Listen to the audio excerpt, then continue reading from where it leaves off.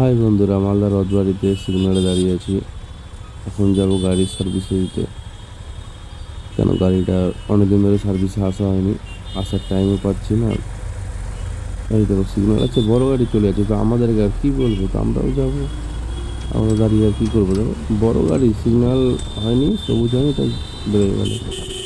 তো আমরা তো সামান্য ছোটো ছোটো গাড়ির ড্রাইভার। এখানে সবসময় মালদা রথবাড়ি সবসময় জাম থাকে, সবসময় খুব ভিড় আর খুবই জাম।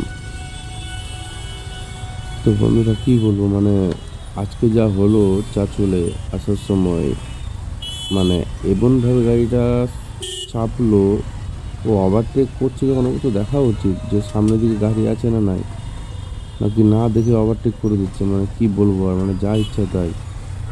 আর মালদা ডিস্ট্রিক্টে সত্যি বলতে গেলে যা দেখছি, উন্নতি তো দেখতে পাই না, খালি দুর্নীতিই দেখতে পাই বেশি। আর অনেক তো এটা নিয়েও চলে, কেন যা জিনিস আপডেট জিনিস যেগুলো করছে, যা বিল করছে, বাপরে এত টাকা বিল এক একটা জিনিসের হয়, কি করবে কন্ট্রাক্টরকে, কত জায়গায় দিতে হয় টাকা।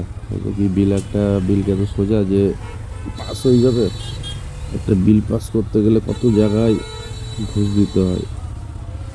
নয়তো একটা সামান্য জিনিসের এত টাকা করে রেট হয় নাকি? একটা মার্শাল গাড়লেও যা রেট দেখছি, একটা লাইটের পুরো পিলার লাইট খাই লাগায়, তো তারও যা বিল বেরোচ্ছে, মানে অসম্ভব।